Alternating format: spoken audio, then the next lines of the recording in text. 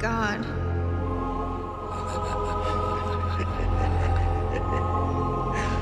Who are you?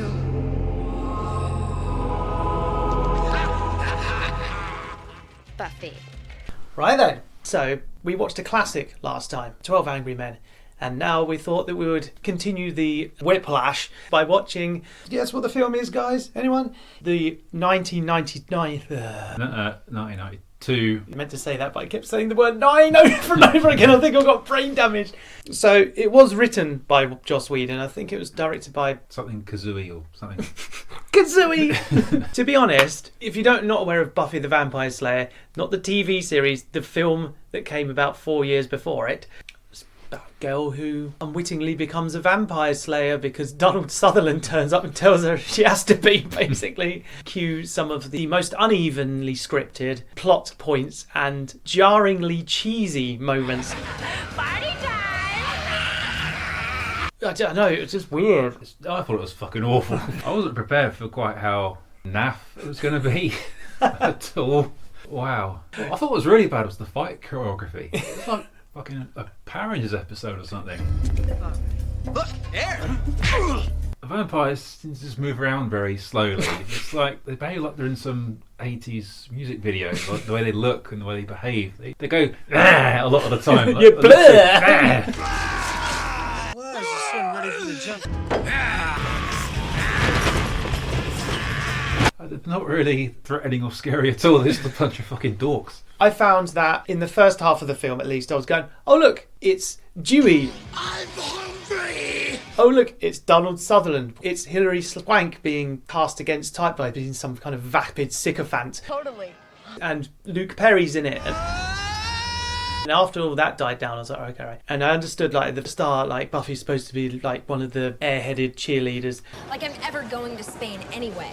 But I did find all the scenes that she had with Donald Sutherland were actually quite interesting because Donald Sutherland is a good actor. Yeah, I think it was the best part. And he does get taken out halfway through. What I've done. The second half, it just gets increasingly goofier and sillier. With him gone, it missed his grounded presence. Not that it was very grounded. It was still awful. One of the things you may refer to is the second in command vampire. I can't remember his name. Hi. How's it going? We have Nicolas Cage at home, but he is actually in a different vampire film from the early 90s. I didn't know if he was taking the piss, like he couldn't actually get killed and he was pretending to Buffy that he was getting injured. Really weird. Yeah, because he gets stabbed through the chest, but he, for some reason, doesn't die. He just kind of like overacts and pretends to die for about 20 seconds.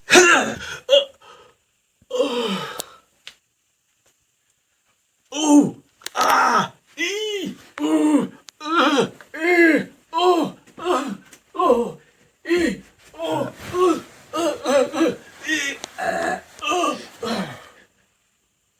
I know she didn't get him in the heart, she got him in the middle of the chest. Maybe that's why. If he doesn't die from getting staked in the chest, why does Rutger Hauer's head honcho vampire die from getting staked in the... He was in the heart. Yeah. It was more on the left side for him. But no, Nicolas Cage was dead in the middle, which I noticed. I thought, that's weird. Why did you miss? Come on, Buffy. Sort it out. What bits did you like about the film? There must have been something. Yeah. Well, that was something. Yeah, Donald Sutherland, of course. I liked his Gilesiness. Middle-aged British guy. Which is what a watcher should be, I guess. Are they all British guys in the Buffyverse? Wesley Wyndham-Pryce. He's English. In the show, he is, yeah. Oh, no. But Donald Sutherland isn't English, is he? So, yeah, fair enough. But he came off a little bit sort of pan-European sometimes with his accent. I must not interfere, even if I want to. Interestingly, I like the lore of him being a watcher is he's actually the same soul in different bodies. Yeah. I'm born each time with the knowledge that my purpose is to prepare the chosen one. That wasn't in the show. No, Oh, I quite that's liked cool. that actually. And you can see all the DNA that would make the show good, but just really sloppily presented. And I heard that Joss Whedon wasn't happy. He's just not a happy man. Not happy with how they wanted to add more goofiness and more comedy and take out the darker elements, and it shows, and you can almost see the bits where, oh right, that's Joss Whedon's writing. Look at me. You and I are joined. That's someone else decided to make it funnier writing. Please. So I was saying it definitely was cornier and goofier than I was expecting. Because the show is like 70% dark, 30% corny, perhaps. This is much closer to 50-50. You ruined my new jacket. Kill him a lot. Second half, more corniness than anything. As you put it, increasingly ridiculous. One of my highlights, before we go off and talk about the crap bits again, it was also probably a bad bit, which is when Luke Perry's getting chased by Nicolas Cage on top of his car. On the van. And it was so obviously like on a soundstage and they're just rocking the car around. I was like, this is terrible. I love it. Like, I think it got to a point where the first third of this film, I was like, I don't know if I can get through this without just mentally switching off.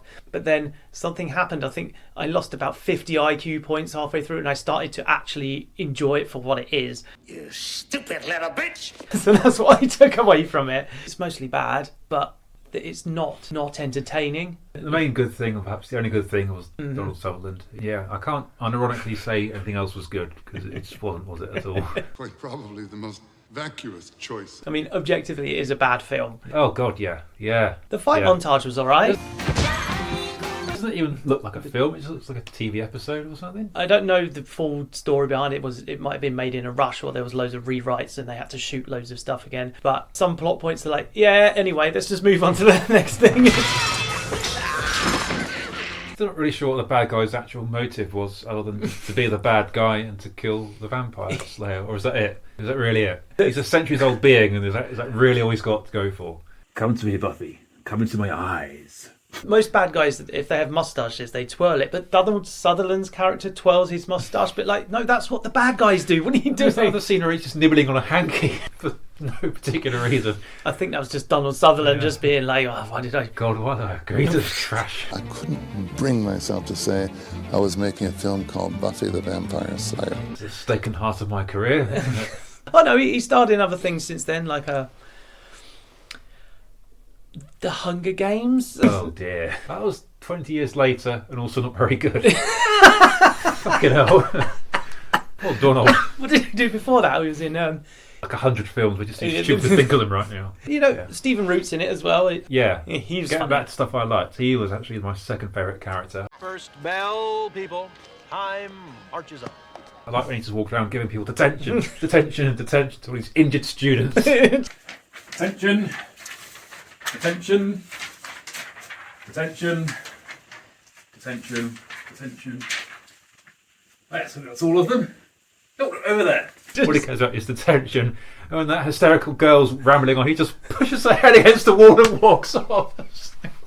What the fuck are you doing? You're that teacher. You just physically abuse a student for no real reason. That was brilliant.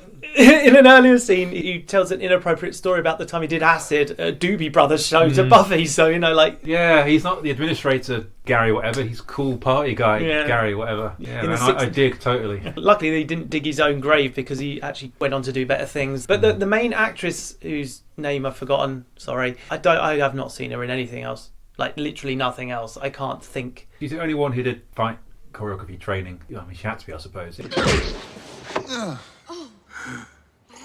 Everyone else, it's the word lethargic. And When she's facing up against the big bad at the end, that just seemed really low energy, didn't it? It was just like yeah, low energy. That's the problem. She stabs him through the heart. He says, I'm really pissed off. She kicks a stake in the throat. He just goes, Oops. his dying word is oops. And he kind of grunts before he dies. Like, and the bodies don't disappear in a puff of dust. They just... I don't think they could afford the budget. Ow. Cramps? None of your business. God. Oh, we didn't even cover the period cramps. Yeah, sorry, let's just... That wasn't in the show. Because why would it be?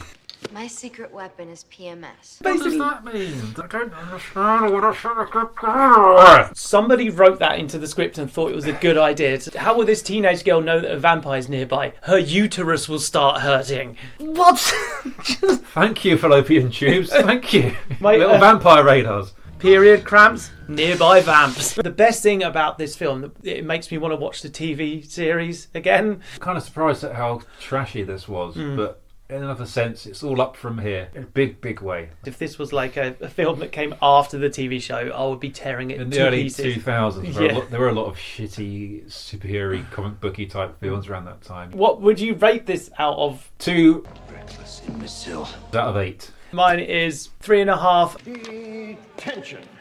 Detention, detention. out of 12. I don't know what they were thinking. I don't know what they were thinking. I What really were don't know you- what they were thinking. Not good. tonally all over the place. In true CinéBelch spirit, this review has been all over the place. I think we need to end driving off into the distance. Good riddance. I'm going to drive off home. Well, stumble, walk. I don't drive. I've been Reg. I've been Reg.